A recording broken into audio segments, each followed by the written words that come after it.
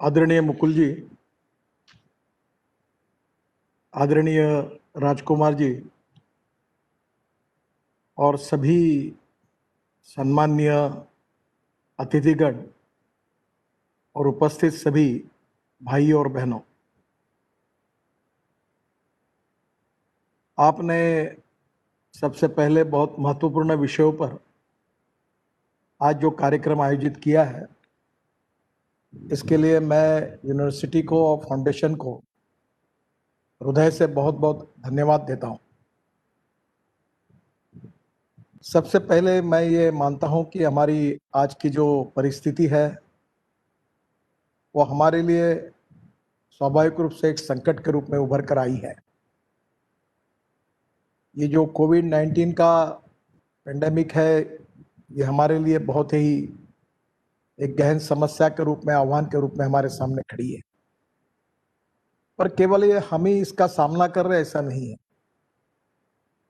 पूरा वर्ल्ड इसका सामना कर रहा है। इस समस्या के कारण लोगों के मन में निगेटिविटी, फ्रस्ट्रेशन, निराशा और भय, फियर बड़े प्रमाण पर है।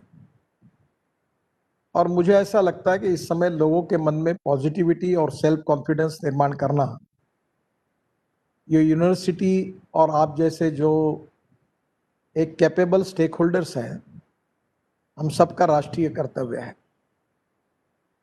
देखिए, ये संकट कोई पहले हमारे देश पर आया ऐसा नहीं है। 47 के पहले और 47 के बाद में अनेक संकटों को हमने झेला है और हम यही कहते हुए आए हैं कि संकटों पर मात करके राष्ट्र विजयी वो हमारा, यही हमारा स्पिरिट रहा है। हमारी 3 बार पाकिस्तान से लड़ाई हुई, 1 बार चीन से हुई। नेचुरल कैलेमिटीज के बड़े बड़े संकट आए, बाढ़ आए, कहीं बादल फट गए, कभी बरसात के कारण समस्या आई। इतना ही नहीं तो भूकंप हुए और कभी नक्सलवाद, माओइस्ट नक्सलवाद से भी हमने सामना किया और आतंकवादियों के साथ भी बड़ा सामना किया। काफी लोगों को जान गंवानी पड़ी। पर हमारा इतिहास इस बात को दर्शाता है कि हमने समस्याओं पर और संकटों पर मात किया है। तो पहली बात मैं आपसे अनुरोध करूंगा कि आज के इस संकट के समय में पॉजिटिविटी और सेल्फ कॉन्फिडेंस को बढ़ाकर हम कोविड-19 के खिलाफ हमारी लड़ाई तो जीतेंगे ही और उसके साथ साथ आर्थिक लड़ाई भी जीतेंगे। इस आत्मविश्वास को जगाने का काम हम सबको करना होगा। मुझे अटल बिहारी वाजपेयी जी की वो कविता याद आती है कि कदम से कदम मिलाकर चलना होगा। और 2 कविताएं और बड़ी प्रसिद्ध है जो आप सबको पता है कि कोशिश करने वालों की कभी हार नहीं होती। और तीसरी बात कविता जो थी, हम होंगे कामयाब। पॉजिटिविटी और आत्मविश्वास को निर्माण करके हम कामयाब होंगे, हम यशस्वी होंगे, कोविड-19 की लड़ाई जीतेंगे और इकोनॉमिक वॉर भी जीतेंगे। इस आत्मविश्वास को हमें देश में निर्माण करना, ये हमारी सबसे बड़ी आवश्यकता है और आप सब लोग उस दिशा में जरूर प्रयास करोगे, ये मेरा विश्वास है। दूसरी एक इम्पॉर्टेंट चीज़ है कि हम लोग अभी टेक्नोलॉजी का उपयोग करके अब मिल रहे हैं। तो we need to understand art of living with कोविड-19। हमें आज के परिस्थिति में कोविड-19 की समस्या को समझकर जीवन जीने की पद्धति को विकसित करना होगा और वो भी आप जैसे लोगों ने बहुत अच्छे तरीके से उसका विकास किया है। बाकी समाज बांधवों को भी हमें साथ ले जाना होगा। सबसे पहले ये कि हमारा राष्ट्र सर्वोपरि है और राष्ट्र की सर्वांगीण उन्नति और विकास, सुखी, समृद्ध, संपन्न, शक्तिशाली राष्ट्र का लैपटॉप इसके लिए रिजर्व रख दो। यही हमारे विचारों का सबसे बड़ा बेस है और ये राष्ट्र वर्ल्ड की सुपर इकोनॉमिक पावर बने हैं। हम विस्तारवादी नहीं है। हमने हर समय विश्व का कल्याण हो, यही भाव हमारे संस्कृति में जगा है। हमने ये नहीं कहा है कि केवल हमारा कल्याण हो। हमारा भाव यही रहा है, जो हमारी विचारधारा यही रही, भारतीय संस्कृति की विशेषता रही है, जो स्वामी विवेकानंद जी से लेकर हमें यही प्रेरणा दी है कि विश्व का कल्याण हो। पर इसके साथ साथ विश्व का कल्याण होना चाहिए तो उसके लिए हमें भी एक सुखी, समृद्ध, संपन्न, शक्तिशाली राष्ट्र के रूप में निर्माण होना चाहिए। और हमारी देश की सबसे बड़ी समस्या है गरीबी, भुखमरी और बेरोजगारी। हमारी बेरोजगारी है इसलिए गरीबी है, और गरीबी है इसलिए भुखमरी है। We are a rich nation with a poor population.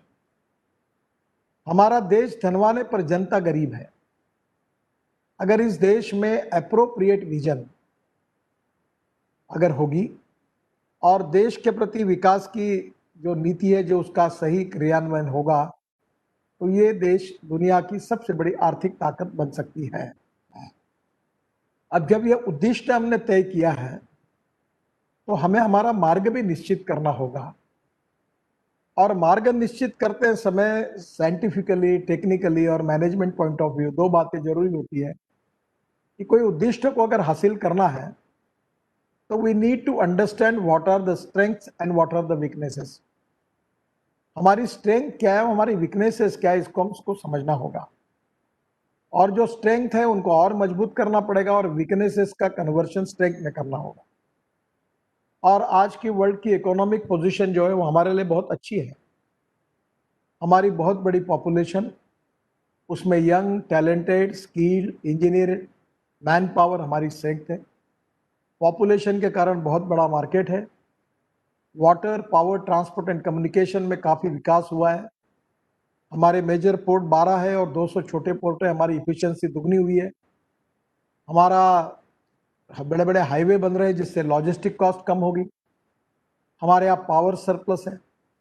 जहाँ तक हमारी टेलीकम्युनिकेशन है, इंफॉर्मेशन टेक्नोलॉजी है, बायोटेक्नोलॉजी है, इसका भी विकास हो रहा है। यूनिवर्सिटी का भी उसमें काफ़ी अच्छा योगदान है। हमारे आईआईटीज़ का है, इंजीनियरिंग कॉलेज का है। और मैं ये मानता हूँ कि हम लोग लगातार एक अच्छे दिशा से आगे जा रहे हैं। पर एक बात जरूर है कि ये स्पीड हमको बढ़ानी होगी। आज हमारी इकोनॉमिक पैरामीटर्स जो है उसमें GDP, per capita income, agriculture growth rate, तीनों बातों में हमें काफ़ी चिंता है। और इसलिए हम सब लोग मिलकर इन समस्याओं को मात करके हम इंडस्ट्री के द्वारा, खेती के द्वारा विकास कैसे करें, और उस विकास से रोजगार का निर्माण कैसे करें, रोजगार का निर्माण करके हम गरीबी कैसे दूर करें, और गरीबी से भुखमरी कैसे दूर करें, और एक सस्टेनेबल जीवन हम समाज के सभी लोगों को कैसे दें, यही हमारा राष्ट्रीय दृष्टिकोण है। और इस दृष्टिकोण को देखते हुए हमें सभी स्टेक होल्डर्स को उस दिशा में प्रयास करने होंगे। केवल एक इक्कड़ दुक्कड़ लोगों ने करने से नहीं होगा। और इसलिए university, IITs, engineering college, skill training centres, इन सब का फाउंडेशन जैसे आपके है, इस सब लोगों का रोल बहुत महत्वपूर्ण है। तो पहली बात तो यह है कि यूनिवर्सिटी ये नॉलेज का जनरेशन करने वाला एक पावर प्लांट है। और नॉलेज ये सबसे बड़ी पावर है।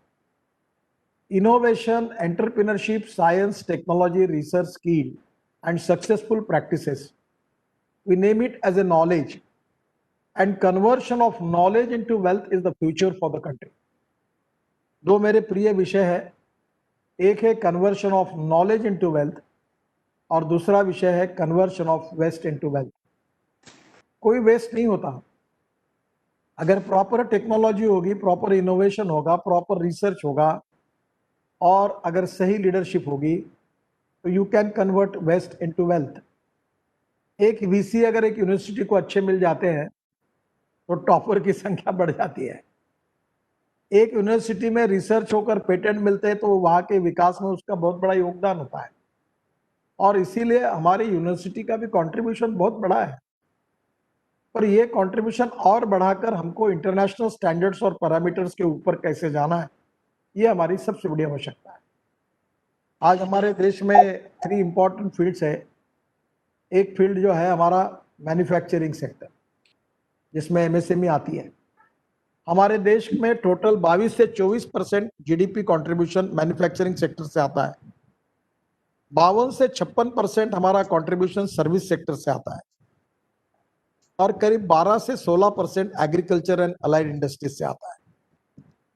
और स्वाभाविक रूप में आज हमारे देश की आवश्यकता यह है कि एग्रीकल्चर, रूरल, ट्राइबल और जो 115 एस्पिरेंट डिस्ट्रिक्ट्स है जो सोशली, इकोनॉमिकली, एजुकेशनली बैकवर्ड है, वहां हमारा GDP growth rate and per capita income जब तक हम नहीं बढ़ाते तब तक देश का रिकॉर्ड हम अच्छा नहीं कर सकते। और इसलिए जहां डेवलपमेंट हुए वहां और करनी भी है, पर उसके साथ गांव, गरीब, मजदूर और किसान, जो हमारा सामाजिक आर्थिक चिंतन अंत्योदय के नाम से प्रसिद्ध है, वो यही है कि समाज का जो आखिरी व्यक्ति है, जो शोषित है, पीड़ित है, दलित है, जिसके पास रहने के लिए मकान नहीं है, खाने के लिए रोटी नहीं है, शरीर पर कपड़ा नहीं है, उस दरिद्र नारायण को केंद्र बिंदु मानकर उसको सस्टेनेबल जीवन पद्धति कैसे मिलेगी, रोटी कपड़ा मकान कैसे मिलेगा, अच्छी स्कूल, अच्छा कॉलेज, अच्छे बच्चों के लिए अच्छा हॉस्पिटल कैसे मिलेगा, इसके आधार पर उसको केंद्र बिंदु मानकर नीतियां बनाकर कल्याणकारी राज्य में ये उद्दिष्टों को पूरा करना, ये हमारा परम कर्तव्य है। और इसलिए स्वाभाविक रूप से उद्दिष्टों को पूरा करने के लिए हमें कौन से कार्यक्रमों का क्रियान्वयन करना पड़ेगा, कौन से नीतियों को स्वीकारना पड़ेगा और कहाँ कहाँ क्या क्या प्रायोरिटी देनी पड़ेगी, इन बातों के आधार पर ही हमारी शिक्षा संस्थाओं को, यूनिवर्सिटीज को, आईआईटीज को आगे जाना होगा। और इसलिए मैं ये मानता हूँ कि आज निश्चित रूप से हमारी जो यूनिवर्सिटीज है, आईआईटीज है, इंजीनियरिंग कॉलेजेस है, इनमें सबसे बड़ी कमी ये है कि वहाँ की जो इंडस्ट्री है, अब उनके साथ इनका कोऑर्डिनेशन, कोऑपरेशन एंड कम्युनिकेशन होना चाहिए। थियोरेटिकली हम यूनिवर्सिटी में कितना भी सीखें, पर जैसे आपके यहाँ जो इंडस्ट्रीज है, मशीन टूल की इंडस्ट्रीज है पंजाब में, होजियरी की इंडस्ट्री है, एग्रीकल्चर इक्विपमेंट की इंडस्ट्री है, ट्रैक्टर की इंडस्ट्री है, अनेक प्रकार की एमएसएमईज है, क्या उनके साथ, अभी मैं एमएसएमई की ओर से टेक्नोलॉजी एंड रिसर्च सेंटर दे रहा हूँ, तो परसों ही मैंने कहा कि हम लोग ये नई जगह लो, बिल्डिंग बनाओ, इसके बजाय हम इंजीनियरिंग कॉलेज और आईआईटी को कहेंगे कि जगह तुम्हारी होगी, बिल्डिंग तुम्हारी होगी, मशीन हमारी होगी, और आप इसमें टेक्नोलॉजी सेंटर करके वहां के इंडस्ट्री को मदद करिए। कहीं स्टैंडर्डाइजेशन करना पड़ता है, सर्टिफिकेट लेना पड़ता है, क्या हर्ज है कि हमारे जैसे एनएचएमएम डीपीआर बनाते हैं, तो हमारे डीपीआर बनाने के लिए हमारे यहाँ ब्लैक स्पॉट्स हैं जहाँ एक्सीडेंट होते हैं, उस ब्लैक स्पॉट्स को हमने काफी 30-40 हजार करोड़ खर्चा कर रहे हैं।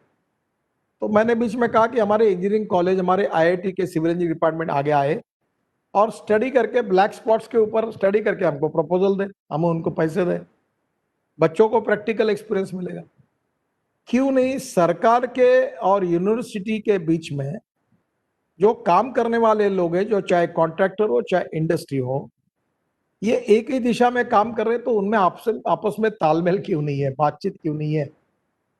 We need to establish cooperation, coordination and communication between the stakeholders. अभी जैसे एक इंडस्ट्री है, वो मशीन टूल बना रही है और आपके पास मैकेनिकल इंजीनियरिंग के डिपार्टमेंट है यूनिवर्सिटी में, तो क्यों नहीं उनके साथ बैठ के काम करें?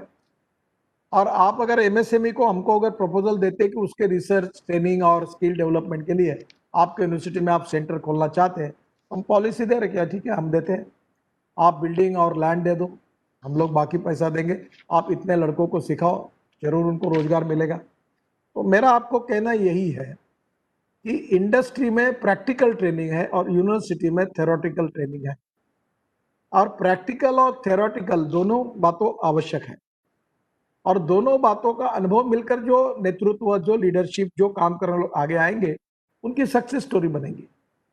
और इसलिए केवल अपग्रेडेशन ऑफ टेक्नोलॉजी करने में कॉस्ट ऑफ प्रोडक्शन कम होती है।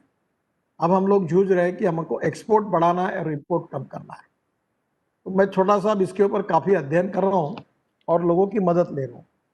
तो मुझे अभी ध्यान में आया है, तो मेरे साथ कुछ अच्छे लोग, अभी एक मेरे साथ काम कर रहा है युवक है, वो लंदन स्कूल ऑफ इकोनॉमिक्स में सेकंड मेरिट आया है। एक दूसरा आईआईटी इंजीनियर है, वो लातूर महाराष्ट्र में बहुत अच्छा काम कर रहा है, उसने मुझे डाटा दिया कि वर्ल्ड का 30% मैन्युफैक्चरिंग सेक्टर चाइना में है। तो मैंने कहा कि ये वर्ल्ड का 30% मैन्युफैक्चरिंग सेक्टर क्या क्या है, तो उसमें मोटे तौर पर 10 इंडस्ट्री आई। फिर कौन सी इंडस्ट्री कितना वहां से एक्सपोर्ट कर रही है, ये मैंने देखा। तब मैंने देखा कि फिर कौन से देश में जो चीज बन रही है वो हमारे देश में क्यों नहीं बन सकती। बाद में हमारे देश का 3 साल का एक्सपोर्ट क्या है और इंपोर्ट क्या है। आप में यूनिवर्सिटी में इस पर स्टडी करना चाहिए, मैं भी अब किताब तैयार कर रहा हूं। जो एक्सपोर्ट है उसको बढ़ाना है और जो इंपोर्ट है उसको कम करना है, और इंपोर्ट कम करने में हम देश का फायदा कर सकते हैं। अभी आप पंजाब यूनिवर्सिटी के हो तो पंजाब से रिलेटेड 2 प्रॉब्लम आपको बताता हूं, जो पंजाब के लिए बहुत अहम प्रॉब्लम है। आपके यहाँ पंजाब में बहुत अच्छी खेती होती है और 1 एकड़ में 25 क्विंटल गेहूं होता है, चावल भी अच्छा होता है। अब क्या हुआ है कि हमारे पास गेहूं और चावल काफी बड़े पैमाने पर उत्पादन हुआ है। चावल में तो ऐसा है कि अभी इतना स्टॉक है 3 साल का, तो हम लोग वर्ल्ड को जितना चावल लगता है उतना दे सकते हैं। तो डिमांड एंड सप्लाई का रेशियो बिगड़ गया। अब हमने एमएसपी बढ़ाई क्योंकि किसानों के साथ न्याय होना चाहिए। अब नेचुरली सरप्लस प्रोडक्शन अगर ये हुआ है तो इसमें क्रॉप पैटर्न बदलना होगा। अभी हमारे यहाँ एडिबल ऑयल 90,000 करोड़ का इंपोर्ट हो रहा है। अगर पंजाब में अगर हम सरसों, भुईमूग, फली या सोयाबीन या सूर्यफूल या जिस प्रकार की खाद्य तेल भी अगर लगाएंगे तो हमारा प्रॉब्लम सॉल्व हो सकता है। हमारे यहाँ कॉर्न होता है तो कॉर्न से भी तेल होता है, पर आज पाम ऑयल की जो कॉस्ट है उसके साथ हम मैच नहीं कर पाते। अब हमें यह है कि हमको एडिबल ऑयल सीड को बढ़ाना है, तो क्रॉप पैटर्न बदलना पड़ेगा। अब आपको दूसरी बात बताता हूं, हम 7 लाख करोड़ का इंपोर्ट कर रहे हैं पेट्रोल, डीजल, क्रूड ऑयल का, और पंजाब हरियाणा ये हमारे ग्रोथ पे बहुत बड़े बन सकते हैं। ये टेक्नोलॉजी प्रूवन है और मैं ट्रांसपोर्ट मंत्री हूं। आज हमारे देश में हमने इथेनॉल की इकोनॉमी लाई। मैं 12 साल से इसके लिए लड़ता रहा। शुरुआत में बहुत मैंने इसके लिए संघर्ष भी किया। आज हमारे देश से शुगर केन जूस से इथेनॉल बनता है। अभी शुगर सरप्लस हो गई। ब्राजील में शुगर का भाव 22 रुपए किलो और हमारे देश में 33-34 रुपए किलो है मिनिमम, तो हम एक्सपोर्ट नहीं कर पाते। तो शुगर के बजाय हम अभी शुगर को एक्सपोर्ट करने के लिए 6,000 करोड़ की सब्सिडी दे रहे हैं। ये सब्सिडी देने के बजाय, शुगर बनाने के बजाय शुगर का कन्वर्शन अगर इथेनॉल में करते हैं तो हमारे देश की इकोनॉमी कितना बड़े फायदा होगा। और इसलिए अभी हमने शुगर के जूस से इथेनॉल, मोलाइसिस से इथेनॉल, इसकी अनुमति दी है। मोलाइसिस 4% के बजाय 6% डालकर उससे इथेनॉल बनाएंगे। अब इतना ही नहीं, तो अब फूड ग्रेन से इथेनॉल बनाने की अनुमति मिली। अब 1 टन राइस से 480 लीटर इथेनॉल तैयार होता है, और उसके बाद में जो निकलता है, पेंट वॉश नहीं कहते, वो जो राइस से बनाकर उसको हम लोग कॉन्सेंट्रेट करके उसकी पाउडर बनाते हैं, तो वो हमारे पोल्ट्री इंडस्ट्री में जाती है। वो लेने के लिए तैयार है। 20 रुपए, 18 रुपए, 20 रुपए किलो उसका भाव है, तो वैल्यू एडिशन हो गया। और इथेनॉल के कारण आज हमारे देश में हम 15% इथेनॉल पेट्रोल में डाल रहे हैं, तो वो भी आज पंजाब में कम से कम, पंजाब हरियाणा को पकड़ के 50 डिस्टिलरी तुरंत शुरू हो सकती है, और जिससे इथेनॉल बनेगा, पोल्यूशन कम करेगा और हमारे देश का इंपोर्ट बचाएगा, लोगों को रोजगार मिलेगा, किसानों को भाव मिलेगा। तो हमें इनोवेशन टेक्नोलॉजी, जो इनोवेटिव टेक्नोलॉजी का उपयोग करना है। अभी आपके यहाँ परली है, अभी पंजाब हरियाणा में जो परली जलाई जाती है उससे पोल्यूशन होता है, और दिल्ली के पोल्यूशन का एक बड़ा कारण यह है कि ये जो परली होती है, ये जलाने के कारण आज हमारे, नहीं नहीं लाइव चल रहा है। ये आवाज बंद करिए, म्यूट करिए। तो पंजाब और हरियाणा में जो परली बनती है उसकी टेक्नोलॉजी आ गई है। अब यूनिवर्सिटी का काम है, टेक्नोलॉजी आई है कि 5 टन परली से 1 टन बायो सीएनजी होता है, और डीजल की कार और ट्रक और बस अगर हम बायो सीएनजी पर कन्वर्ट करते हैं तो हमारा 50% सेविंग होता है और पोल्यूशन भी कम हो जाता है एकदम। तो पंजाब में ट्रैक्टर भी इसके ऊपर चल सकते हैं, एक किसान के 50,000 रुपए साल के बच सकते हैं। इकोनॉमिक वायबिलिटी है, टेक्निकल प्रूवन टेक्नोलॉजी है, और परली तो पॉकेट में मिल सकती है। अभी आप खरीद सकते तो किसानों को भाव मिल सकता है, और पूरे पंजाब में डीजल की जरूरत ही नहीं है। और ये सब काम मैं करता हूं, तो मैं हवा की बात नहीं कर रहा हूं, मैं ट्रांसपोर्ट मंत्री हूं करके अधिकार से भी बता रहा हूं और आपको दिखा भी सकता हूं। हमारे एक गोंदड़ेकर करके IIT के विद्यार्थी परिषद के कार्यकर्ता है पूना में, उन्होंने cotton straw, wheat straw, rice straw बगैर पर के ये बना के दिखाया। अभी इथेनॉल जो बनता है उससे बायोप्लास्टिक बनता है जो बायोडिग्रेडेबल है 78 आवर में, तो हमें पेट्रोलियम प्लास्टिक की जरूरत नहीं है। उसको के साथ जाने के लिए इतना इथेनॉल ही नहीं हमारे पास, यहाँ जगह है। और अब इथेनॉल में अमेरिका, ब्राजील और कनाडा में फ्लेक्स इंजन है कि आपके यही BMW, टोयोटो, होंडा, मर्सिडीज, यही गाड़ियां सब ब्राजील, कनाडा और यूएसए में है, वो फ्लेक्स इंजन है। और कंज्यूमर को चॉइस है कि वो एक तो 100% पेट्रोल डाले या 100% इथेनॉल डाले। अब पंजाब में बठिंडा में रिफाइनरी है, अच्छी बात है, और पंजाब में किसानों ने ही पेट्रोल डीजल का पर्याय दिया और उन्हीं ने बायो सीएनजी के और इथेनॉल के पंप लग गए। तो ये इंपोर्टेड फ्यूल 7 लाख करोड़ के लाकर किसानों को देने की आवश्यकता या हमें खर्चा करने की आवश्यकता क्या है? Import substitute cost effective, pollution free and indigenous. तो मुझे जो कहना है कि परिस्थिति के अनुरूप राज्य की और वहां की रीजन की आवश्यकता के अनुसार हमें वहां क्या मटेरियल अवेलेबल है और क्या टेक्नोलॉजी देकर हम क्या वहां वैल्यू एडिशन कर सकते हैं, इसका विचार यूनिवर्सिटी नहीं करेगी तो कौन करेगा? और यूनिवर्सिटी में एक साइड से तुम्हारा कितना भी तुम जीनियस हो और रिसर्च हो, पर वहां के स्थानिक लोगों को, स्थानिक इंडस्ट्री को अगर उसका उपयोग नहीं होता होगा, ये बात जरूर है कि इंटरनेशनल लेवल पे भी रिसर्च करने चाहिए, नेशनल लेवल पे भी काम करना चाहिए, पर रीजनल और डिस्ट्रिक्ट लेवल पर भी समस्या होगी, उसको भी सुलझाना। नॉलेज पावर के रूप में जो जनरेशन प्लान यूनिवर्सिटी के रूप में डाला है, क्या उनके नॉलेज का उपयोग करके आजू बाजू के गाँव में, जिले में क्या उन गरीबों के जीवन को बदल सकते हैं? क्या वहां एंटरप्रेन्योरशिप आकर ये नए उद्योग आ सकते हैं, रोजगार निर्माण हो सकता है? ऐसी इतनी बातें हैं कि मैं अब 2 घंटे बोलूंगा तो पंजाब की स्ट्रेंथ की 50 बातें मैं आपको बताऊंगा। जैसे मैंने 2 उदाहरण आपको बताए कि आप पूरे पंजाब और हरियाणा के किसानों को आप बिल्कुल उनके जीवन को सुधार सकते हैं। अभी हरियाणा सरकार ने निर्णय किया है कि आप अगर चावल नहीं लगाओगे, पैडी नहीं लगाओगे तो हम पर एकड़ इतनी सब्सिडी आपको देंगे। अब ये स्थिति जो है, इसमें हम लोग नया पोटेंशियल खड़ा करेंगे, हम ये निश्चित रूप से वैल्यू एडिशन करेंगे। अब हमारी एक्सपोर्ट है, हमारी होजियरी एक्सपोर्ट होती है, क्या इसके लिए अपग्रेडेशन ऑफ टेक्नोलॉजी करके हम प्रोडक्शन कॉस्ट को कम कर सकते हैं क्या? हम लॉजिस्टिक कॉस्ट को, अभी मैं आपको बताता हूं, मैं अभी दिल्ली से मुंबई हाईवे बना रहा हूं। अभी एक ट्रक दिल्ली से मुंबई जाता है तो उसको 58 आवर 56 आवर लगते हैं, और मैं गारंटी दे रहा हूं कि 24 से 26 घंटे में ट्रक चला जाएगा।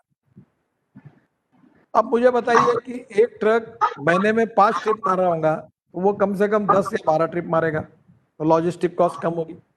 अभी मैं दिल्ली से अमृतसर कटरा हाईवे बना रहा हूँ, जींद से जाता है, मुझे पंजाब हरियाणा की ज्यादा जानकारी नहीं है, पर दिल्ली से अमृतसर 4 घंटे में होगा, और अमृतसर से कटरा है तो पूरा रोड बड़ा बन रहा है, तो इसमें एकदम लॉजिस्टिक कॉस्ट कम होगी। और ये रोड को मुंबई दिल्ली से जोड़ देंगे, दिल्ली आने की जरूरत नहीं, आपके वो जो जीटी रोड से भी आने की आवश्यकता नहीं, डायरेक्ट आपका मान जाएगा। मुझे मालूम है अभी एक शायद जालंधर से हम लोग राजस्थान में अजमेर, वहां जोड़कर मुंबई को जोड़ रहे हैं, तो पूरा पंजाब का, हरियाणा का ट्रैफिक जो दिल्ली आता है इधर आने को शॉर्ट रूट हो जाएगा, आपके कंटेनर डायरेक्ट चले जाएंगे, तो लॉजिस्टिक कॉस्ट कम होगी, लेबर कॉस्ट कम करनी पड़ेगी, पावर कॉस्ट कम करनी पड़ेगी, तब प्रोडक्शन कॉस्ट कम होगी।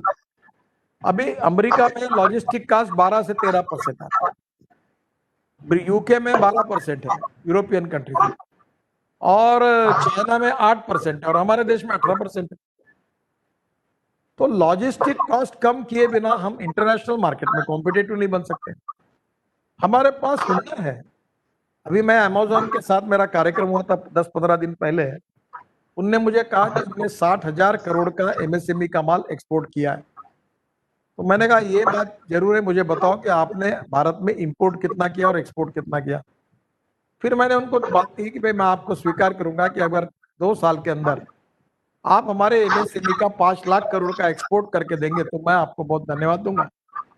अब मुझे लगता है कि हम निश्चित रूप से ये कर सकते हैं, और पंजाब तो, हरियाणा तो उद्यमशील है। देखिए, रिसोर्सेस एंड टेक्नोलॉजी ये बहुत इंपॉर्टेंट है। और रिसोर्सेस और टेक्नोलॉजी से इंपॉर्टेंट है एंटरप्रेन्योरशिप। हमारे पास फाइनेंशियल मैनेजमेंट के कॉलेज है, ह्यूमन रिसोर्सेस के कॉलेजेस है, और एंटरप्रेन्योरशिप के कॉलेज नहीं है। और एंटरप्रेन्योरशिप को विकसित करने में पंजाब और हरियाणा में तो बहुत अच्छा है, कितनी अच्छी एंटरप्रेन्योरशिप है। इसका उपयोग करके देश में सबसे ज्यादा निर्यात करने वाला राज्य पंजाब बने, और उस निर्यात में वहां की यूनिवर्सिटी, आईआईटी, इंजीनियरिंग कॉलेजेस उस प्रकार की स्किल्ड मैन पावर और टेक्नोलॉजिकली गाइडेंस इंडस्ट्री को उपलब्ध करा कर दे और अपग्रेडेशन ऑफ टेक्नोलॉजी में कंट्रीब्यूशन करे, तो पंजाब के विकास का चक्र और गति से घूमेगा, 2 गुना 3 गुना ज्यादा गति से घूमेगा, तो गरीबी नहीं रहेगी। और आज हम लोग, मुझे मालूम है कि आज राइस ब्रांड का तेल है आपके यहाँ तैयार होता है, पंजाब से तेल निकलकर आज काफी एक्सपोर्ट हो रहा है।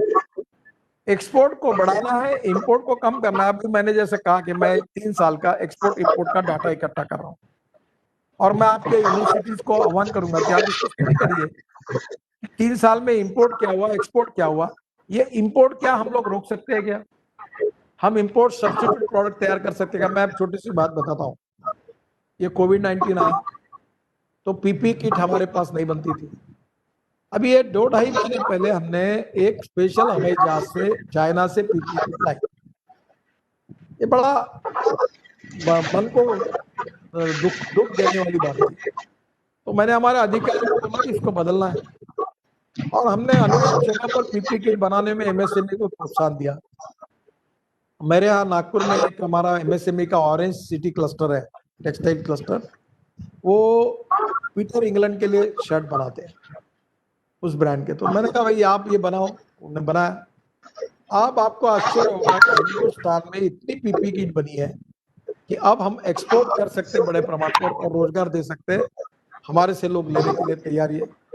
आज के वर्ल्ड इकोनॉमिक सिनेरियो में ब्लेसिंग इन डिस्गाइज है कि किसी एक देश के साथ लोग डील करना नहीं चाहते, हमसे डील करना चाहते हैं, हमारी क्वालिटी अच्छी है, तो आज पीपी किट एक्सपोर्ट हो सकती है। सैनिटाइजर हम बेच सकते हैं। आज हमारे किसानों में चावल से सैनिटाइजर बनाने की बात हो सकती है। प्रधानमंत्री मुझे पूछ रहे थे कि इसमें क्यों नहीं होता, चावल से सैनिटाइजर क्यों नहीं होता? बन सकते हैं। सैनिटाइजर में 80% अल्कोहल है। तो मेरा आपसे सुझाव ये है कि नए नए इनोवेशन के साथ इंपोर्ट सब्स्टिट्यूट को तैयार करना। क्या पंजाब की इंडस्ट्री जो पंजाब में डेवलप हुई है, लुधियाना में है, जालंधर में, बाकी जगह पर है, क्या वहां के उद्योगों को हमारे इंपोर्ट होने वाले मटेरियल पर उन इंडस्ट्री को बुलाकर रिसर्च करके उनकी टेक्नोलॉजी को अपग्रेड करके क्या हमारे देश के इंपोर्ट को कम करने में हमारी यूनिवर्सिटी क्या उनको गाइड कर सकती है? निश्चित कर सकती है। आज मुझे बताइए कि हमारा सिविल इंजीनियरिंग डिपार्टमेंट, हमारा मैकेनिकल इंजीनियरिंग डिपार्टमेंट, हमारा इलेक्ट्रॉनिक्स का डिपार्टमेंट कितना काम कर सकता है। और इसलिए हमें देश को सुपर इकोनॉमिक पावर बनाना है, और सुपर इकोनॉमिक पावर बनाने के लिए हमारी per capita income, GDP growth को बढ़ाना है, रूरल, एग्रीकल्चर, ट्राइबल सेक्टर में जाना है। अभी हमारे एमएसएमई में टोटल जीडीपी ग्रोथ में हमारा 30% कंट्रीब्यूशन है, वो हमको 50% करना है। देश का एक्सपोर्ट 48% है हमारा एमएसएमई से होता है, उसको हमको 60% करना है। और अभी तक 11 करोड़ जॉब क्रिएट हुए, हमको 5 साल में 5 करोड़ जॉब क्रिएट करने हैं। तो डिमांड एंड सप्लाई के देशों में हमें एक्सपोर्ट बढ़ाना होगा। एक्सपोर्ट बढ़ाने की क्षमता रखने वाले जो उद्योग है उनको सस्ता कैपिटल मिले एनबीएफसी बैंकों से, या अभी हमने एक फंड ऑफ फंड तैयार किया है, वो कैपिटल मार्केट में जाकर वो अपना, हम उनको 15 करोड़ तक इक्विटी देंगे, बाद में कैपिटल मार्केट में जाकर वो अपना बॉन्ड इश्यू निकालेंगे और पैसे खड़ा करेंगे। और मेरा अभी इंटरेक्शन कल Canada and Indian chamber of commerce के साथ हुआ, डिप्यूटी प्राइम मिनिस्टर उसमें थे, कैनेडियन अपना ऑस्ट्रेलियन चैम्बर ऑफ कॉमर्स का, तो उन्होंने कहा कि हिंदुस्तान में इन्वेस्ट करना चाहते हैं। फिर अमेरिका में फिलिप कैपिटल ने लिया, 17,000 लोग थे, मैंने उनको कहा एमएसएमई में इन्वेस्ट करो, वो तैयार है। फिर मैंने यूके के बिजनेसमैन के साथ बात की, वो भी तैयार है। तो हमें वहां जो इक्विटी मिलेगी वो सस्ती होगी, क्योंकि हमारी इंटरेस्ट कॉस्ट ज्यादा है। हमारे एनबीएफसी के थ्रू फॉरेन इन्वेस्टमेंट आ सकती है क्या? लिक्विडिटी हमारा प्रॉब्लम है। इस समय संकट में हमारी सबसे बड़ी आवश्यकता है कि लिक्विडिटी को बढ़ाएं। लिक्विडिटी बढ़ेगी तो इकोनॉमी का चक्र गतिशील होगा, रोजगार निर्माण होंगे, लोगों की परचेसिंग पावर बढ़ेगी, परचेसिंग पावर बढ़ेगी तो मार्केट इकोनॉमी बढ़ेगी, तो हमारा उद्योग बिजनेस जो है वो चलेगा और तो ही हम लोग प्रगति करेंगे, जीडीपी बढ़ेगा। तो एग्रीकल्चर में, इंडस्ट्री में, एमएसएमई में हमें अब प्रोडक्टिविटी बढ़ानी पड़ेगी। अब चाइना में क्या है, उन्होंने क्या है, वॉल्यूम, नंबर। अभी आपको एक अच्छा उदाहरण बताता हूँ। एक डीजल की बस चलती है, उसका पर किलोमीटर कॉस्ट, बेस्ट मुंबई का जो है, जो मुंबई की बस है, उसकी कॉस्ट 115 रुपए पर किलोमीटर है। और एक बस अगर आप 100% बायोइथेनॉल पर हमने चलाई स्कैनिया के नागपुर में, तो उसकी कॉस्ट आई 78 रुपीज पर लीटर। और इलेक्ट्रिक बस की कॉस्ट है 50 रुपए पर किलोमीटर। अब मुझे बताइए कि एयर कंडीशन इलेक्ट्रिक बस, उसकी कॉस्ट है 50 रुपए करोड़ पर, उसकी कैपिटल कॉस्ट है 2 करोड़। और जैसे नंबर बढ़ेगा तो कॉस्ट आएगी 80 लाख रुपए तक।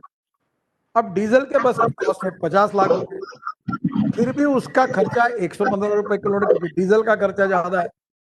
अभी मैंने एक एसयूवी को लॉन्च किया था, तो मैंने बुक की और मेरे यहाँ लेके गया, तो मेरे लड़के ने मुझे बताया कि इसका खर्चा जो है 13 से 14 हजार रुपए पेट्रोल का लगता था, तो 700 से 800 रुपए केवल इसमें हमारे इलेक्ट्रिक में खर्चा आ रहा, तो 12 हजार रुपए महीने की बचत हो गई। तो इलेक्ट्रिक एज ए फ्यूल सस्ता है। तो धीरे धीरे अभी आपकी पुरानी डीजल और पेट्रोल की गाड़ियां सीएनजी पे कन्वर्ट करो तो 50% सेविंग है।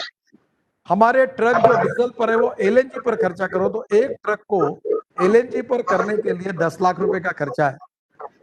और कल मैं एक उद्योगपति आए थे, तो मैंने कहा 2 साल में ये वसूल होता है, तो उन्होंने कहा 2 नहीं 9 महीने में। अगर ट्रक रोज 500-600 पर चलेगा तो 1 साल में पैसा वसूल होगा, इतना सेविंग है। अब हम पेट्रोल डीजल के बजाय एलएनजी के पंप लाने की बात कर रहे हैं, मैं मंत्री शिवा का।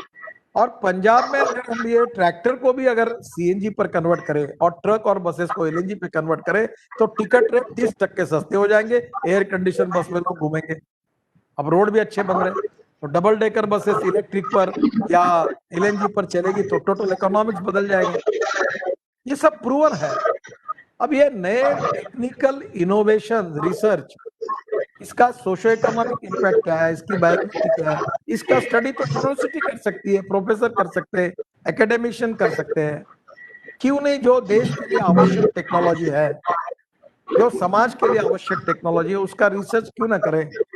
हमारे यूनिवर्सिटी के कम से कम 150-200 किलोमीटर के स्पीयर में हैंडलूम, हैंडीक्राफ्ट किस प्रकार का है, एमएसएमई किस प्रकार की है, एग्रीकल्चर में उनको क्या जरूरत है, हमारे यूनिवर्सिटी के परिप्रेक्ष्य में हम उसमें से एक टेक्निकल एडवाइस उनको दे सकते हैं क्या, उनके और हमारे बीच में उनकी समस्याओं का चर्चा, डिस्कशन हो सकता है क्या, संवाद हो सकता है क्या, क्या उनकी प्रॉब्लम और समस्या के हम सोल्यूशन दे सकते हैं क्या, उनको अलग अलग प्रकार के टेस्टिंग लगते हैं, सर्टिफिकेट लगते हैं क्या, हर जगह की यूनिवर्सिटी कुछ फी लेकर वो सर्टिफिकेट दे दे। और ये कोई कठिन नहीं है। एक हमारे यहाँ नागपुर में एलआईटी करके है, जानते हैं, वहाँ एक गोगटे करके प्रोफेसर थे, रिटायर्ड हो गए, अच्छे थे। तो मैं शुगर फैक्ट्री चलाता हूँ, किसानों में बहुत हालत खराब है, लॉस मेकिंग होता है। तो मैंने उनको कहा, गोगटे साहब, शुगर के ऊपर आप कुछ तो भी करो, कुछ वैल्यू एडिशन की बात बताओ। तो शुगर से हमने डिटर्जेंट बनाया। अब आपको ताज्जुब होगा कि हमें एक्सपोर्ट के ऑर्डर मिल गया, अब रशिया में फैक्ट्री डालना है, दुबई में डालना है। शुगर मॉलिक्यूल से हम लोग डिटर्जेंट बनाए, लिक्विड डिटर्जेंट बनाया, हैंड वॉश बनाया, हमारे लॉन्ड्री का डिटर्जेंट बनाया, और वो सस्ता है, पेट्रोलियम बेस से सस्ता है, इको फ्रेंडली है। तो ये रिसर्च करने वाले प्रोफेसर वही हमारे सरकारी कॉलेज के थे, उन्होंने करके दिया। तो ये जो नॉलेजेबल रिटायर्ड प्रोफेसर है, एग्जिस्टिंग प्रोफेसर है, एकेडमिक बड़े बड़े लोग हैं, क्यों नहीं इंडस्ट्री के साथ उनके सब्जेक्ट के अनुसार एक सब ग्रुप तैयार करके उनके बीच में, वीसी साहब से मेरा अनुरोध है कि let us there we should establish cooperation, coordination and communication. और हमारे जो नए बच्चे पढ़ रहे हैं उनको प्रैक्टिकल ट्रेनिंग वहां जाके दे, थेरोटिकल ट्रेनिंग यूनिवर्सिटी में दे। और सरकार में अनेक जगह में आईआईटी को, आपको एक सिंपल बात बताता हूँ कि मैं पोर्ट और शिपिंग का मंत्री था। तो ये हल्दिया पोर्ट है कलकत्ता में, इसको हम लोग हर साल ड्रेजिंग करते थे और 250 करोड़ खर्चा आता था। तो फिर मेरे साथ एक आईआईटी का इंजीनियर था, वो कहता था कि भाई ये 250 करोड़ का बचाकर हम 60-70 करोड़ में काम कर सकते हैं, 200 करोड़ हमारे साल के बच सकते हैं। तो मैंने चेयरमैन को कहा, चेयरमैन ने कहा वो दूसरा रूट है, वो बता रहा था, उसने कहा ये संभव नहीं है। तो मैंने आईआईटी चेन्नई को कहा कि इसका रिसर्च करके मुझे बताओ। आईआईटी चेन्नई ने ऑस्ट्रेलियन कंसल्टेंट को साथ लेकर इसका अध्ययन किया और मुझे कहा कि ये संभव है। और आपको ताज्जुब होगा कि अब हमारा खर्चा 250 के बजाय 60 करोड़ होता है। तो 200 करोड़ हमारे साल के बचाए आईआईटी चेन्नई ने। मैंने तुरंत निर्णय किया कि अपने डिपार्टमेंट की ओर से आईआईटी चेन्नई को 50 करोड़ रुपए डोनेशन में दिए, हमारी एक चेयर बनाई और मैंने उनको कहा कि ये जो इनलैंड वाटरवेज गंगा का बन रहा है और हमारा समुद्र में ड्रेजिंग से लेकर सब है, आप हमारे अधिकृत ऑफिशियल एडवाइजर हो। और आईआईटी में हमने पैसे दिए, वहां के लड़के काम कर रहे, दोनों के बीच में से कोऑर्डिनेशन हुआ, अच्छा काम हो गया। अब अनेक यूनिवर्सिटी के साथ, आईआईटी के साथ, इंजीनियरिंग कॉलेज के साथ, अलग अलग डिपार्टमेंट के साथ आप आगे आइए और थोड़ा बहुत पैसा भी मिलेगा, आपके बच्चों को भी थोड़ा उसका एडवांटेज मिलेगा, आपके कॉलेज को भी होगा, इकोनॉमिक वायबिलिटी सुधरेगी। अब मुझे बताइए, हायर एजुकेशन के लिए सरकार के पास पैसा नहीं है। आप जितना कुछ सुझाव देते हो, मैं सरकार में हूँ तो इतना पैसा लाने में मुश्किल है। ये आप बोलते हैं कि इतना परसेंटेज एजुकेशन में खर्च, बिल्कुल सही है, होना भी चाहिए, पर पैसा लाए कहाँ से? तुम सब चीजों के नाटक कर सकते हो, पैसे की नहीं कर सकते। You need to find out a innovative model. अभी मैं लाखों करोड़ की बात करता हूँ, मैं पिछले मेरे 5 साल में 17 लाख करोड़ के काम कर चुका हूँ। मेरे पास पैसे की कोई कमी नहीं है। अब मैं सरकारी बजट के पैसे का तो लेता हूँ, पर मैं बाहर का पैसा खड़ा करता हूँ। आपको ताज्जुब होगा, मैं पोर्ट और शिपिंग का मंत्री था, मेरा बजट था 800 करोड़ का, तो 5 साल में मेरा बजट हो गया 4000 करोड़ का। और मैंने एक 16 लाख करोड़ का एक सागरमाला करके कार्यक्रम लिया। आपको ताज्जुब होगा कि मेरे ही 5 साल में मैंने 6.5 लाख करोड़ के काम पूरे कर दिए, पब्लिक प्राइवेट इन्वेस्टमेंट और अलग अलग प्रकार के मॉडल बनाकर। और 4000 करोड़ का मेरा बजट था और मैंने 6.5 लाख करोड़ के काम हो गए पोर्ट में और 7000 करोड़ का प्रॉफिट हुआ। अब मैं एनएचआई में काम करता हूँ, 1 लाख रुपए का मेरा बजट है और 10 लाख करोड़ मैं खड़े करके, मेरा इनकम 28,000 करोड़ है साल का, और मैं 5,000 में उसको 5 लाख करोड़ करूंगा, 1 लाख करोड़ करूंगा, तो मैं 15 लाख करोड़ के काम कर सकता हूँ। तो मैं कर रहा हूँ, मुझे कोई, मैं इतने लाखों करोड़ में बात करता हूँ तो लोग पहले मुझे बोलते हैं कि ये मंत्री है, पॉलिटिशियन है। तो मैंने बोला मेरी एक एक चीज कागज पे लिख लेना, और मैंने कहीं भी एक भी बात अगर नहीं होगी तो ब्रेकिंग न्यूज लगा दे, कोई मुझे पूछ नहीं सकता। अब ये कटरा वाला रोड बना रहा हूँ, मुझे मालूम नहीं 10,000 करोड़ लगते कि 15,000 करोड़ लगते। देखो आप 2 साल में रोड मिल जाएगा आपको। ये मुंबई पुणे में 1 लाख करोड़ का रोड बना रहा हूँ, तो मेरे पास 1 लाख करोड़ खर्चा कर रहा हूँ और अभी आधा काम शुरू भी हो गया। मैं 3 साल के अंदर रोड पूरा करूंगा, 12 घंटे में आपको पहुंचा दूंगा। पैसा कहाँ से आया? पैसा है, टेक्नोलॉजी है, रिसोर्सेस है। Appropriate vision and strong political will is very important. If there is a will, there is a way, and if there is no will, there is only survey, discussion, seminar, committee, subcommittee, and research group. I am not talking about university, but this is my experience. चर्चा ही चर्चा करते विद्वान लोग, पर उसको उस proportion में कुछ एग्जीक्यूशन तो होना चाहिए। जो आपने कहा, जो आपने रिसर्च किया, उसका प्रैक्टिकल लेवल पर, ग्रासरूट लेवल पर सक्सेस स्टोरी तो बननी चाहिए, तब वो कंप्लीट होगा। अगर रिसर्च कितना भी अच्छा हो, आपको अवार्ड मिले और वो यूनिवर्सिटी के सेफ डिपॉजिट वॉल्ट में बंद होकर पड़े रहेगा, तो उपयोग क्या होगा? Ultimately we need to cooperation, coordination and communication between the industry and the research. ये दोनों के बीच में कैटलिस्ट के रूप में काम करने से ग्रोथ और मैं मानता हूं कि information technology and biotechnology is the future for the country. आज वर्ल्ड में हमारे सॉफ्टवेयर इंजीनियर पूरे दुनिया में रेप्यूटेड है। आज अमेरिका से लेकर सब जगह में उनका डंका पीट रहे हैं। अमेरिका में बेस्ट 10 डॉक्टर में से 4 डॉक्टर भारतीय है। आप, मैं बता दूं, कनाडा में और अमेरिका में जाओ, हाथ दिखाओ तो सरदार जी मिलता है, टैक्सी वही चलाते हैं। तो आज उन्होंने वहां से, यहाँ से, पंजाब से जाके बेचारे एक टैक्सी की, दूसरी टैक्सी की, एक मुझे मिला। मैंने बोला पहले आया, ऐसा मजबूरी में आया था, फिर एक की टैक्सी किराए से चलाता था, फिर उसको चलाते चलाते मैंने पैसे कमाए, अपने खुद की ली, अब फिर दूसरी ली, अब लड़की भी पढ़ती है, वो भी चलाती है। तो मैंने कहा वाह देखो सरदार जी कितना अच्छा काम आपने किया, ऊपर से डॉलर कमा के इधर पंजाब में भेजता है। तो कहीं ना कहीं ग्रोथ होने के लिए अलग अलग प्रकार की विजन लोगों को देने में हम यूनिवर्सिटी, एजुकेशनल इंस्टीट्यूशंस, इनका रोल इम्पोर्टेंट है। Agriculture, rural, tribal, 100% aspirant districts, फिर कैटेगोरिकल इंडस्ट्री है, कोई मुझे पता नहीं पंजाब के पर मशीनरी की बनानी कोई है, कोई होजेरी की होगी, कोई और कोई होगी, जैसे मैंने कहा इथेनॉल की बन सकती है, 50 इंडस्ट्री तुरंत आ सकती है और किसानों का फायदा हो सकता है, इकोनॉमिक वायबिलिटी, डिमांड है। तो मुझे बहुत खुशी हुई है कि आप इस बार यूनिवर्सिटी एंड नॉलेज उसका कमर्शियलाइजेशन नहीं करने जा रहे हैं, जो कमर्शियल कर रहे हैं उनको आप मदद करने जा रहे हैं, और उससे ग्रोथ भी बढ़ेगी, एम्प्लॉयमेंट पोटेंशियल भी बढ़ेगा, रोजगार के साथ साथ देश की वेल्थ भी बढ़ेगी। और यही आत्मनिर्भर भारत की संकल्पना है कि इंपोर्ट को कम करना, एक्सपोर्ट को बढ़ाना, पर कैपिटा इनकम जीडीपी को बढ़ाना, सुपर इकोनॉमिक पावर हिंदुस्तान को बनाना, सभी सेक्टर में हमको टेक्नोलॉजी का अपग्रेडेशन करना। ये दो शब्दों में बहुत फर्क है, मॉडर्नाइजेशन एंड वेस्टर्नाइजेशन। मॉडर्नाइजेशन ये बिल्कुल इंपॉर्टेंट है, ये समय के साथ बदलना ही चाहिए, और मुझे लगता है हर फील्ड में बहुत बड़ा ये है। और मेरा जो टारगेट है कि विलेज इंडस्ट्री का टर्नओवर, जो पंजाब हरियाणा के साथ मैं ज़्यादा आपको अपील करूंगा, वो हमारा अभी टर्नओवर 88,000 करोड़ का है, और ये विलेज इंडस्ट्री का टर्नओवर मुझे 5 लाख करोड़ का 2 साल में करना है। गाँव में उद्योग खड़े हो, गांव के किसान के लड़कों को रोजगार मिले, गांव समृद्ध संपन्न बने, उस इंडस्ट्री के कारण गांव में अच्छी स्कूल, कॉलेज तैयार हो, हॉस्पिटल तैयार हो, स्मार्ट विलेज, स्मार्ट सिटी जैसे तैयार होनी चाहिए, वैसे स्मार्ट विलेज होना चाहिए। क्या यूनिवर्सिटी इसमें कैटलिस्ट बनकर इस सोशो इकोनॉमिक ट्रांसफॉर्मेशन में क्या कुछ कंट्रीब्यूट कर सकती है क्या? और मेरा पूरा विश्वास है कि मैं तो आपके जैसा पीएचडी होल्डर भी नहीं हूँ और इंजीनियर भी नहीं हूँ। मेरे बारे में मिस इम्प्रेशन है, मैं जब मुंबई में मंत्री था महाराष्ट्र में, तो आप कभी मुंबई जाओगे तो समुद्र में मैंने एक ब्रिज बनाया, वर्ली बांद्रा सी लिंक प्रोजेक्ट, और 55 फ्लाईओवर बनाए, और उस समय मैंने मुंबई पुणे एक्सप्रेस हाईवे बनाया। ये मैं 96-97 की बात कर रहा हूँ।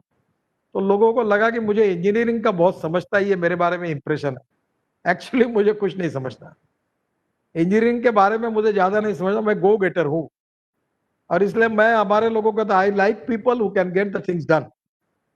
फाइनेंशियल ऑडिट तो होना ही चाहिए, पर उससे इंपॉर्टेंट परफॉर्मेंस ऑडिट होना चाहिए, और इसलिए मैंने बताया लोगों को I like people who can get the things done.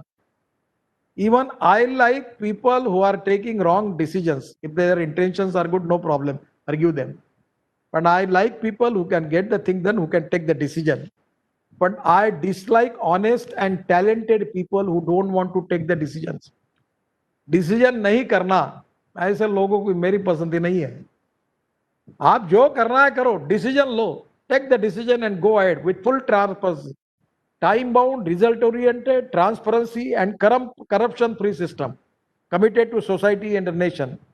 Socio economic process को गतिशीलता, उद्योजकता को बढ़ाना, कैपिटल और टेक्नोलॉजी का अपग्रेडेशन करना, और कॉस्ट को कम करना, प्रोडक्शन कॉस्ट को कम करना, एक्सपोर्ट को बढ़ाना, इंपोर्ट को कम करना, इकोनॉमी को मजबूत करना। इसी से ही देश आगे जाने वाला है, और इसमें यूनिवर्सिटी का रोल बहुत अच्छा है। मुझे बहुत खुशी हुई कि मुकुल जी ने बताया। वैसे पंजाब और हरियाणा में मेरा इंप्रेशन बहुत अच्छा है, वहाँ बहुत उद्यमशीलता है, किसान पर एकड़ प्रोडक्टिविटी बहुत अच्छी है, काफ़ी इंडस्ट्री खड़ी हुई है, काफ़ी अच्छा काम करते हो, टूल्स में, मशीनरी में काफ़ी होशियार लोग हैं और बहुत अच्छा काम करते हैं। अगर आपने उनके इसमें चाय में अगर शक्कर यूनिवर्सिटी ने डाल दी तो सोने में सुहागन होगा। अगर आप उनको टेक्नोलॉजी का सपोर्ट, रिसर्च का सपोर्ट अगर यूनिवर्सिटी ने दिया तो उनकी कैपेसिटी दुगनी हो जाएगी। उनकी दुगनी हो गई यानी पंजाब की दुगनी होगी, पंजाब के दुगनी हो गई यानी देश की दुगनी होगी, फिर एक्सपोर्ट बढ़ेगा और फिर रोजगार होगा, गरीबी दूर होगी। यही हमारा नेशनलिज्म का थिंकिंग है, और मुझे विश्वास है कि आप सब लोग उस दिशा से काम भी कर रहे हैं। और निश्चित रूप से एमएसएमई की ओर से मैं इतना ही कहूँगा कि मैं आपके यूनिवर्सिटी को टेक्नोलॉजी सेंटर देने के लिए पैसा देने के लिए तैयार हूं। आप वहां के स्थानिक लोगों से बात करिए, कौन सी आपके आजू बाजू में इंडस्ट्री है, उसका टेक्नोलॉजी सेंटर, इंडस्ट्री और आप मिलकर प्रपोजल तैयार करिए। जमीन आपकी, बिल्डिंग आपकी, बाकी सब मेरा, और मैं आपको मदद करता हूं। और वहां के स्किल मैन पावर को तैयार करो और जरूर उसमें आप अच्छा कंट्रीब्यूट करेंगे, मेरा विश्वास है। मेरी बहुत बहुत बधाई आप सबको। कोविड-19 में आप लोग सब सेफ रहे, सुरक्षित रहे, और उसके साथ साथ आप पर बात करेंगे आत्मविश्वास के साथ। कोई डरने का कारण नहीं है, हमने अनेक संकट झेले, इसमें भी मात करके हम आगे जाएंगे। वैक्सीन भी जल्दी मिल जाएगा और हम निश्चित रूप से देश को आगे लेकर जाएंगे। आत्मनिर्भर भारत बनाने का प्रधानमंत्री जी का सपना भी पूरा करेंगे और 5 ट्रिलियन की इकोनॉमी और 100 लाख करोड़ का इंफ्रास्ट्रक्चर हम बनाकर दिखाएंगे। इसी विश्वास के साथ आपको बहुत बहुत शुभकामनाएं। धन्यवाद, नमस्कार।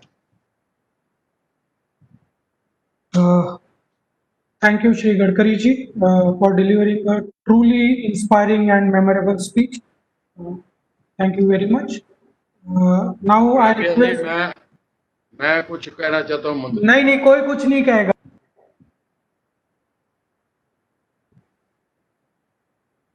हेलो, एक आधे दो लोगों को कोई अगर पूछना है तो पूछने दीजिए, ताकि उनके मन की कोई शंका होगी तो मैं संक्षिप्त में पूछे, मैं 2 मिनट में जवाब दे दूं। पवन, 1-2 प्रश्न ले सकते, नितिन जी ने कहा है। हाँ, ठीक है मुकुल जी, धन्यवाद। शंकर जी, आप एक ही जन का mic at a time unmute करेंगे और फिर वो अपना संक्षिप्त में सवाल पूछेंगे, बहुत डिटेल में नहीं। हाँ जी, हाँ।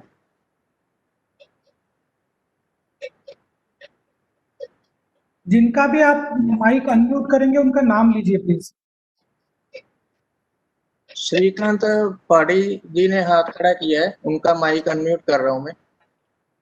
श्रीकांत जी।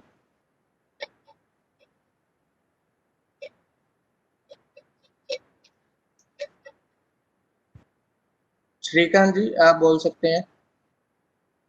सर, मेरा एक छोटा सा रिक्वेस्ट है। मैं डॉक्टर श्रीकांत शेखर पाढ़ी IIT रोपर से बोल रहा हूँ कि अगर ये MSMEs के जो प्रॉब्लम है उसको एक जगह पर मतलब सेंट्रली अगर एक डिस्प्ले किया जाए और उसमें से अगर जो स्टूडेंट्स, एंटरप्रेन्योर स्टूडेंट्स जो हैं या फिर जो हम जैसे फैकल्टी जो लोग काम करना चाहते हैं, अगर वो सब वहाँ से ही प्रॉब्लम अगर डेफिनेशन ले सकते हैं तो हमें उसमें टाइम बहुत बच जाएगा सर। अभी मैं 2 साल से काम कर रहा हूँ सर इस डोमेन में। कृपया अपना सवाल संक्षिप्त में रखिए, बहुत ज्यादा डिटेल्स नहीं। शंकर सहगल जी, नितिन जी का माइक अनम्यूट रखिए प्लीज। तो मैं खुद भी रिव्यू कर हुए, काफी लोगों को रिलीफ मिला है, तो जरूर आपका प्रॉब्लम उस चैंपियन पोर्टल पर भी आप डाल दीजिए। और इसके अलावा अगर कोविड-19 का ये पीरियड थोड़ा अड़चन का है, पर कभी ये खत्म होता है तो आपके प्रॉब्लम लेकर आप दिल्ली आइए, मैं आपको जरूर उसमें मदद करूंगा। नेक्स्ट।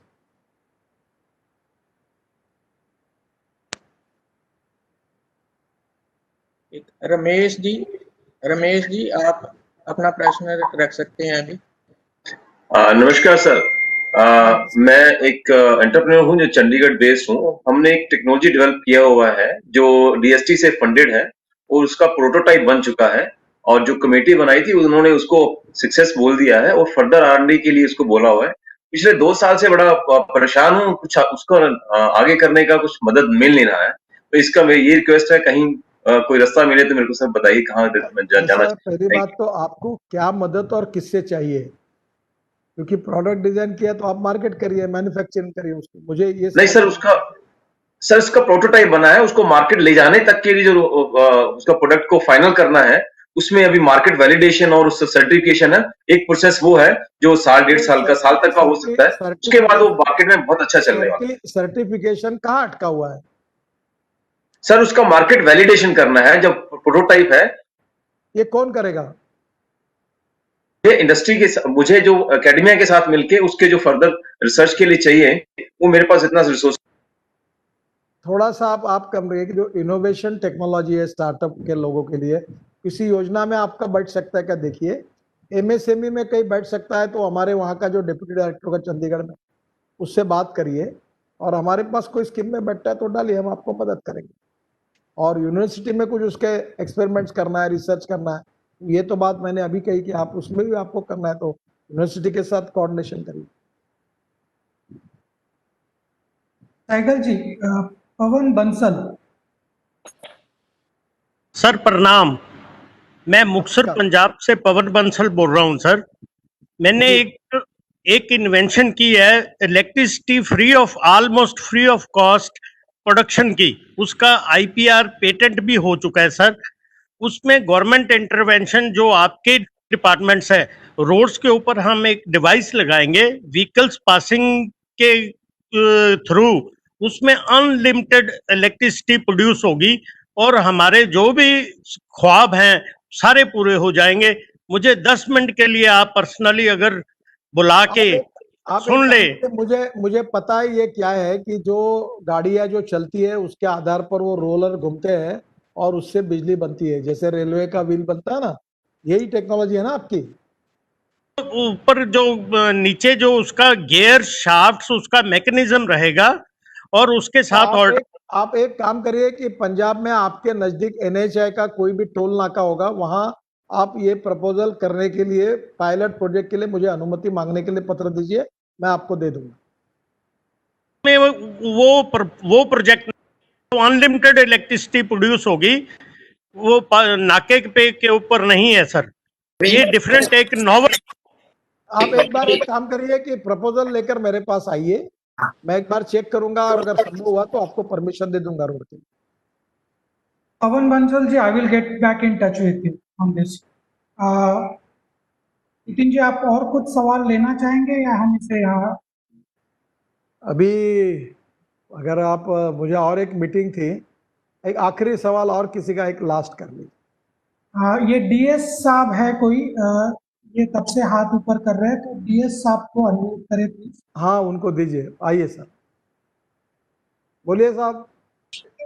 शंकर जी, डीएस करके नमस्कार। डीएस मंत्री जी नमस्कार, मैं DS Chawla, president United cycle and parts manufacture association Ludhiana बोल रहा हूँ। मंत्री जी, सबसे पहले तो मैं आपके मार्फत प्रधानमंत्री जी का धन्यवाद करना चाहूंगा, जिन्होंने आज इनकम टैक्स रिफॉर्म में बहुत अच्छे हमको बेनिफिट दिए हैं। Now directly coming to the point, sir, India की bicycle industry is the second largest in the world, sir. दोबारा लॉगिन करें। अभी हम सब चाहते हैं, जैसे प्रधानमंत्री जी चाहते हैं कि मेक इन इंडिया को आगे लेके जाया जाए। हम लोग 20 साल से चाइना जा रहे हैं सर, और छोटी सी मैं आपके थ्रू सजेशन देनी चाहूंगा कि इस समय यूएसए ने और यूरोप ने चाइनीज बाइसाइकिल एंड पार्ट्स पे 67% ड्यूटी लगा दी है। This is the best blessing in disguise for my industry कि हम लोग इस समय जहां वर्ल्ड में अपना माल भेजना चाहते हैं, इंडियन कस्टमर को भी हम हाई एंड बाइसाइकिल देना चाहते हैं। छोटी सी लैग बिहाइंड ये है सर कि हमारे पास ऑल स्टील बाइसाइकिल बनाने का टेक्नोलॉजी और मशीनरी है, लेकिन अलॉय स्टील जिसको चाइना ने 17 साल पहले बना लिया, उसका रॉ मटेरियल अवेलेबल नहीं है। मंत्री जी, अगर हमको इंटरनेशनल क्वालिटी का अलॉय स्टील इंडिया में इंटरनेशनल प्राइस पे दे दीजिए, तो वी कैन थिंक कि प्रेजेंटली जो हम 200 मिलियन बाइसाइकिल बना रहे हैं 2 करोड़ के आसपास, चाइना हमसे 5 गुना आगे है। तो we can generate huge revenue for the government और एम्प्लॉयमेंट दे सकते हैं। Only we want some technology and low cost import of machinery sir. बाकी डिटेल में मैं आपको मैसेज दूंगा सर। नहीं, पहली बात तो ऐसी है कि इंपोर्ट के लिए ये रॉ मटेरियल की बात को आप दिमाग से निकालिए। आप मेरे को लाकर उसके स्टैंडर्ड्स क्या है, कौन सा चाहिए आपको, स्टील का वो अलॉय चाहिए वो दीजिए। हम लोग स्टील अथॉरिटी ऑफ इंडिया से या यहाँ से आपको बनाने के लिए पूरी मदद करेंगे, क्योंकि मैं जब शिपिंग मिनिस्टर था, जहाज बनाने के लिए जो स्टील लगता था वो मिलता नहीं था। फिर मैंने स्टील मैन्युफैक्चरर को बुलाकर कहा कि ये बाहर से नहीं, आप बनाओ। फिर उन्होंने बनाया और हमको दिया। आप एक बार अगर पूरे एसोसिएशन मिलकर इसकी रिक्वायरमेंट निश्चित करके एश्योर करोगे कि इतना माल हम लेंगे, तो मेरे पास आइए, मैं स्टील मिनिस्टर से भी बात करूंगा और स्टील मैन्युफैक्चरर से भी बात करूंगा, और निश्चित रूप से आपको मिलेगा, इसमें कोई टेक्नोलॉजी में कठिनाई नहीं है, हमारे देश में इसकी कॉम्पिटेंसी है और वो स्टील आपको इंटरनेशनल रेट्स में निश्चित मिलेगा। मेरी जहाँ तक जानकारी है हमारे रेट इंटरनेशनल रेट से थोड़े कम ही होंगे, आपको अच्छा ही होगा वो। और ये ब्लेसिंग एंड डिस्गाइज वाली बात बिल्कुल सही है, ये एडवांटेज हमने तुरंत लेना चाहिए। आप कभी आइए, मैं मदद करूँगा। Thank you. Thank you so much, Nitin ji, for taking few questions and answering them. Otherwise, also in the next entire session, we will be discussing with this all MSME people on their problems, and we'll try to make a report out of it and submit it to your office. Thank you very much. नमस्कार। With your permission, I would like to ask now Shri Ahuja ji to give vote of thanks. Shri Ahuja ji.